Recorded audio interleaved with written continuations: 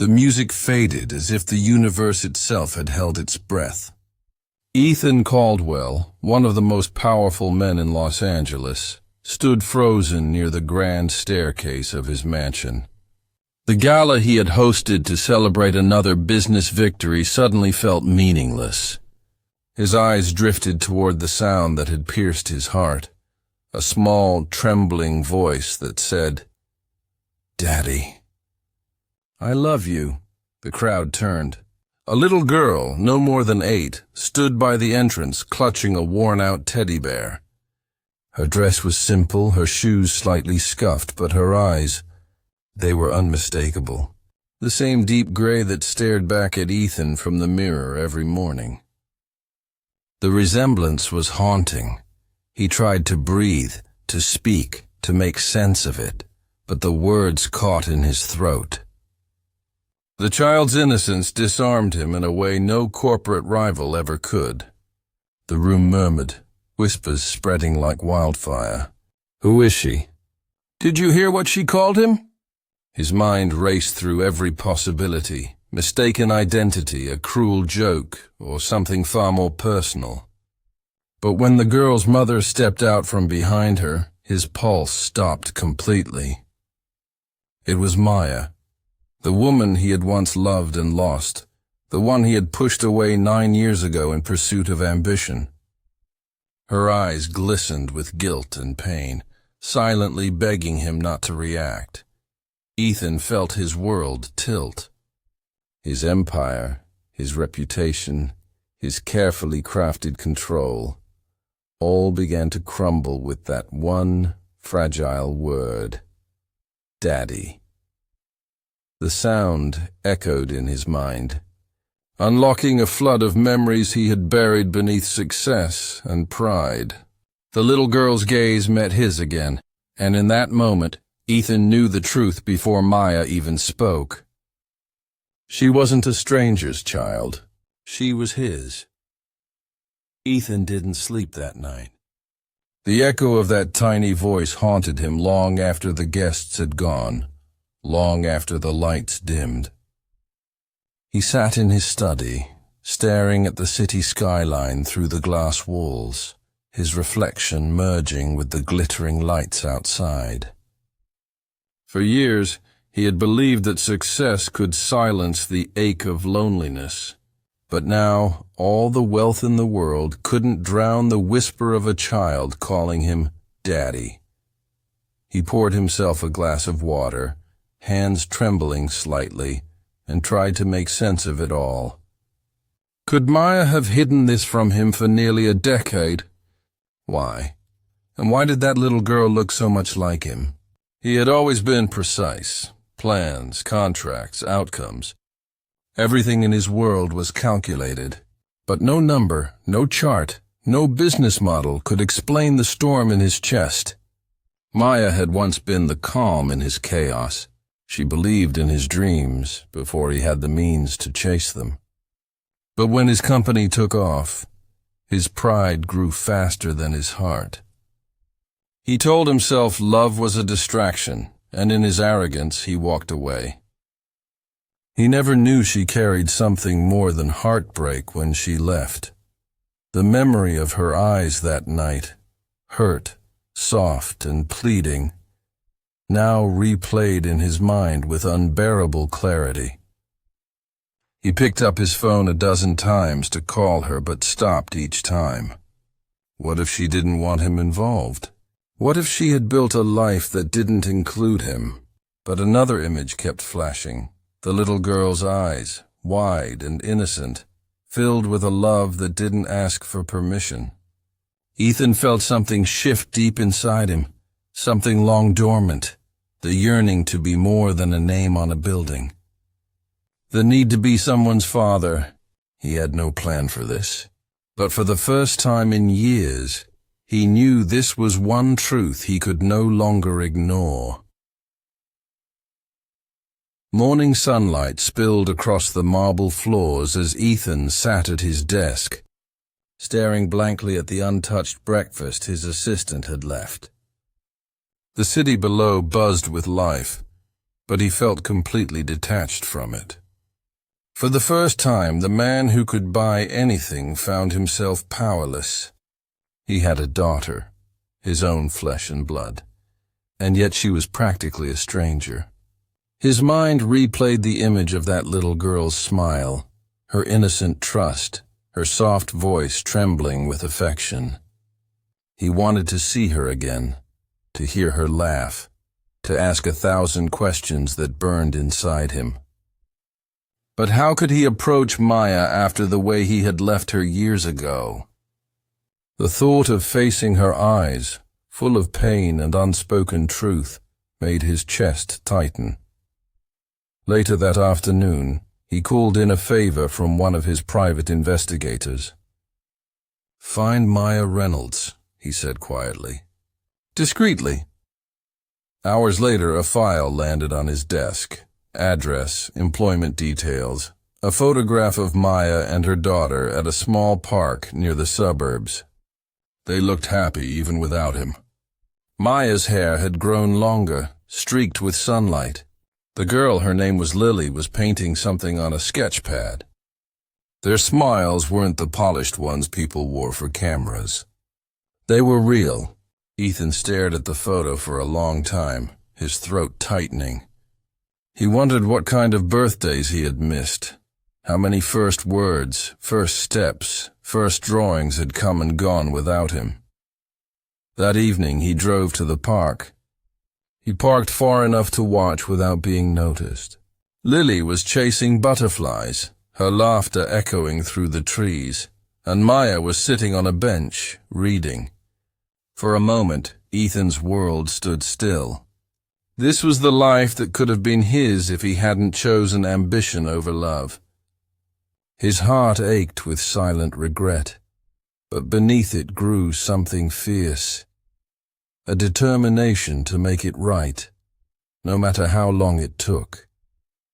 He didn't know how Maya would react, or if Lily would even accept him, but he knew one thing. He could no longer run from his own heart. The next morning, Ethan woke with a decision carved deep into his heart. He would no longer hide behind excuses or fear. For too long, he had lived in glass towers, surrounded by people who praised his success but never truly saw him. But that little girl, his daughter, had seen him in a way no one ever had. Her single word had torn down walls he didn't even know existed. He picked up his phone and called his driver. "We're going to Maple Street," he said, his voice steady but low. His assistant tried to remind him of the morning meeting with investors, but Ethan interrupted calmly. "Cancel it. Family comes first." The words felt strange, almost foreign, yet powerful. When he reached Maya's small apartment building, his chest tightened. It was nothing like the world he lived in. No marble, no valet, just peeling paint and the smell of freshly baked bread from a nearby cafe. He hesitated at her door, then knocked softly. Moments later, the door opened. Maya stood there frozen, holding a towel in one hand. Her eyes widened in disbelief. "Ethan?" she whispered, as if saying his name might shatter the fragile reality between them. He managed a faint smile. "May I come in?" The air inside carried warmth and quiet, a stark contrast to his cold, polished mansion. Children's drawings covered the walls. He spotted one particular picture taped to the fridge. A tall man holding a little girl's hand, drawn in crayon. His heart ached. "She draws him every week," Maya said softly, following his gaze. "Her father, the man she imagines you to be." Ethan swallowed hard. "I didn't know," he murmured. Maya looked away. "You didn't want to know." The silence stretched until Lily appeared, clutching her teddy bear. When she saw him, her face lit up. "Daddy!" she squealed, running into his arms. Ethan froze for a heartbeat, then knelt and hugged her tightly, unable to hold back the tears that burned his eyes. For the first time in years he felt human. No titles, no wealth, just a man holding the piece of his heart he never knew was missing. That embrace changed everything. Ethan could feel the tiny heartbeat pressed against his chest, steady and trusting, unaware of the storm that had led them here. For years, he had measured success by numbers, buildings, and contracts, but nothing compared to that small pair of arms clinging to him. He looked at Maya over Lily's shoulder, and for the first time in his life, words failed him. There was no grand speech, no apology rehearsed, only truth raw and trembling. "I miss so much," he whispered. Maya's lips trembled. "You can't make up for years, Ethan." Her voice wasn't angry, just tired. "But maybe," she added softly, "you can start now." That night, after Lily had fallen asleep, they sat across from each other at the small kitchen table. The air was heavy with memories neither of them wanted to revisit but couldn't escape. Ethan ran a hand through his hair, guilt washing over him. "I didn't know you were pregnant," he said. "You disappeared." Maya looked down at her cup. "No, Ethan, I was dismissed. The company said you wanted nothing to do with me. I tried to reach you, but every door was closed." His stomach twisted. Someone had hidden the truth. Someone in his circle protecting his image. All those years he'd believed she walked away for money or pride, while she had been raising his child alone. He felt a fire ignite inside him.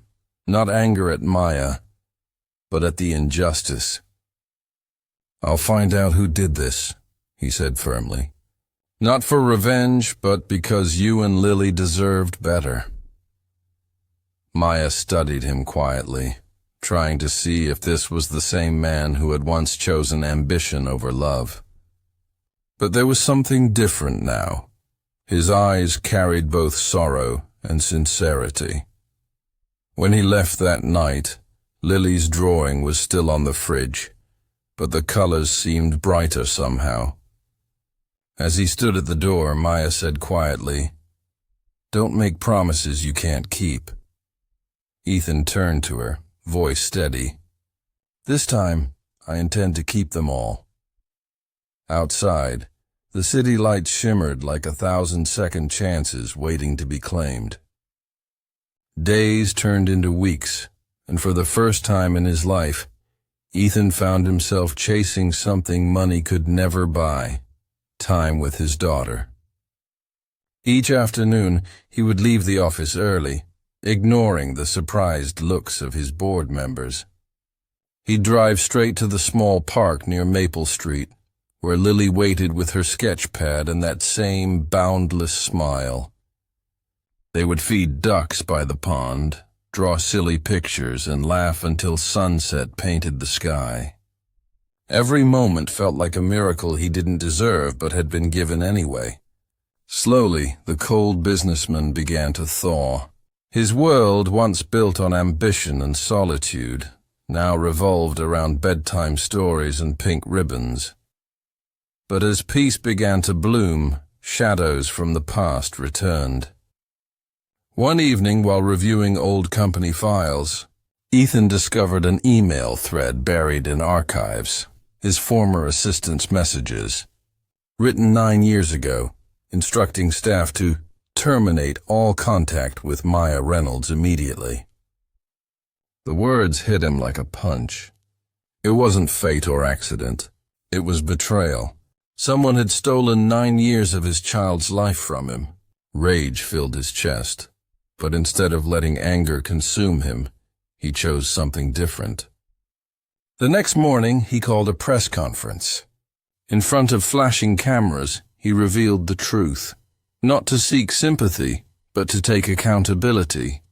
"Success means nothing," he said, voice steady, "if it costs you the people who once believed in you. I hurt someone I loved, and I lost years with my daughter because I trusted the wrong people. I will spend the rest of my life earning their forgiveness." That night, as he stood outside Maya's door once more, he didn't bring flowers or gifts, just sincerity.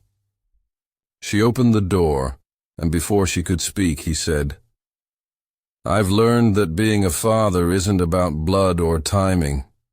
It's about showing up." Maya's eyes softened. Lily ran toward him, arms open, and the three of them stood together in the quiet glow of evening. For the first time in years, Ethan felt complete. Not because of what he owned, but because of what he had finally found: love, forgiveness, and a family reborn from truth.